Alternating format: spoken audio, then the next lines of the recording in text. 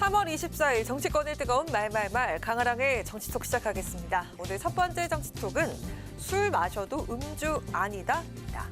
어디선가 좀 많이 들어봄직한 기시감이 드는 말이죠. 바로 어제 헌법재판소의 검수완박법 무효 청구에 대한 기각 판결을 두고 나온 말인데요. 민주당 주도의 입법 주도 과정에서 법사위 처리 절차에 문제가 있다고 판단은 했지만 결과는 유효하다는 판결 때문이었습니다. 황당한 궤변의 극치라고 생각합니다. 음주하고 운전했는데 음주운전 해당이 되지 않는다는 이런 대개망측한 논리가 어디 있습니까? 헌법재판소가 아니라 정치재판소 같다고 합니다.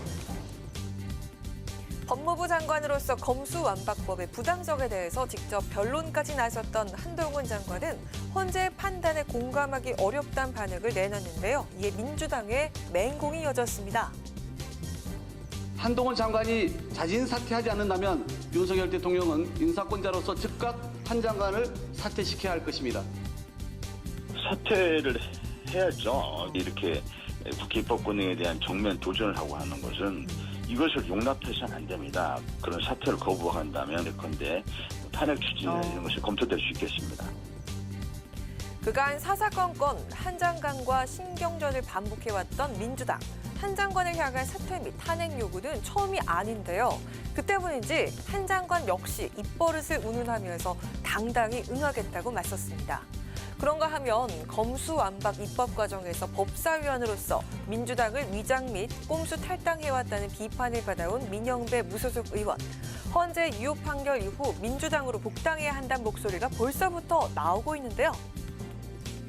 그동안 이게 꼼수 막 이런 식으로 좀 표가 됐었는데 법안 통과를 위한 어떻게 보면 민영배 의원의 어떤 결단이었다라고 좀 그렇게 평가를 받을 필요가 있다고 저는 복당 이제 해도 되지 않을까라는.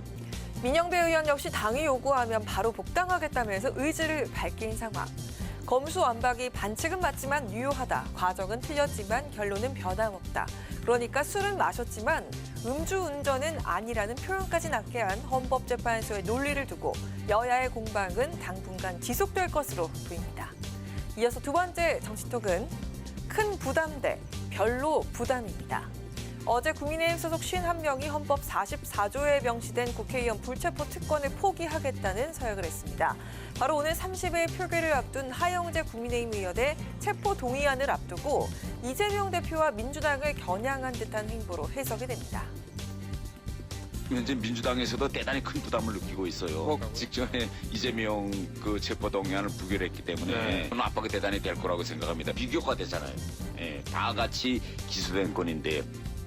그거는 별로 부담되지 않는 것 같아요. 이 하영재 의원은 공천을 하면서 공천 헌금을 받았다는 거 아니에요? 그건 대표적인 정치 부패고 이거는 무슨 이재명 대표하고 연결시킬 문제가 아니라 죄질이 아주 나쁜 거죠, 사실이라면. 앞서 최근 두 차례 노웅래 의원과 이재명 대표의 체포동의안을 부결시킨 바가 있는 다수 의석의 민주당으로선 국민의힘 의원들의 이 같은 서약이 의식되지 않을 수 없는 상황. 방탄국회가 존재해서는 안 됩니다. 시윤을 다한 불체포 특권은 어떤 명분과 정당성도 갖기 어렵습니다. 찬성하자니 이재명 대표의 체포동의안이 또 국회로 넘어오면 내로남불 소리를 들을 그때가 두렵고 반대를 하자니 정치자금법 위반 혐의 의원의 부패를 옹호하는 모양새가 되니 말이죠. 그야말로 대략 난감. 민주당은 그동안 늘 선거 때만 되면 국민들께 우리는 불체포 특권을 포기하겠다, 이걸 삭제하겠다는 여러 가지 약속을 해왔지 않습니까? 그런데 진즉 본인들의 문제가 되려면 이렇게 돌변해서 그 정치 단합이라는 이유로 방탄에 이용하고 있다. 국민의힘은 오늘 30일 본회의 표결을 앞두고 체포동의안 가결이 사실상의 당론임을 밝히기도 했습니다. 이른바 하영재 딜레마에 빠진 민주당. 전혀 부담이 아니란 의견도 있지만 그리 가뿐하지만은 않을 오는 30일 표결 결과를 관심 있게 지켜봐야겠습니다.